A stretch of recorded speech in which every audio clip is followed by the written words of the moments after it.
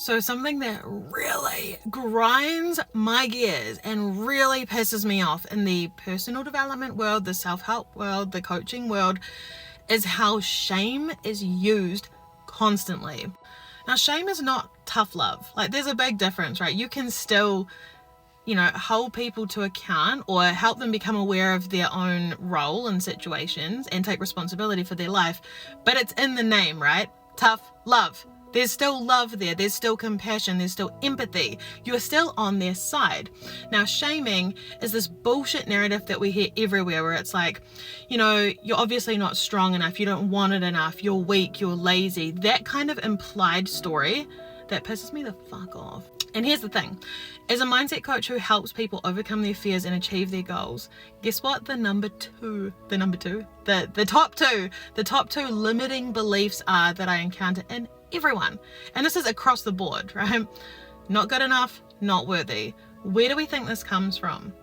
And I remember encountering this myself so well. My very first coach that I went to, it was such a big deal for me. I had complex PTSD. It was the very first time in my life that I had finally really chosen myself and started to believe in myself that I could do more, that I could have more, that I could be more, that I could rewrite my story, right? Such a huge deal. To even believe that I was worthy of someone holding space for me and listening to me and feeling safe to share my feelings, because I'd always been told that I was a burden. I always felt like a burden, right? So I do this and I'm met with shame to the point that I had to call it out. I am sharing stuff and I'm met with eye rolling.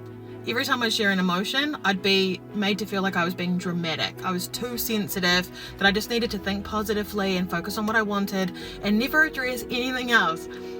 And honestly, I had so many experiences like this. People shaming me, people telling me that at the time when I first started in coaching, I was too young. I literally got told by a women's business group that I did not have enough life experience. This was someone that didn't even know me. I literally got told, you do not have enough life experience and I wouldn't hire you. So here's the thing, that shame story is such a cop-out, right? And it neglects the fact that 95% of our mind is subconscious. 95% of our mind is trying to keep us safe and alive. And it does that by trying to keep us in the familiar. So when we're hitting resistance, when we can't seem to break through, or we start something and we can't continue, things keep happening, it's because there's a part of us that doesn't feel safe. So what we need is self-compassion, self-love. We need to sit with ourselves and understand what part of me is still afraid, what part of me doesn't feel safe. That's where the breakthrough comes from. And this is what we do in my world. Follow for more, check out my podcast. This is what we do, and it actually works.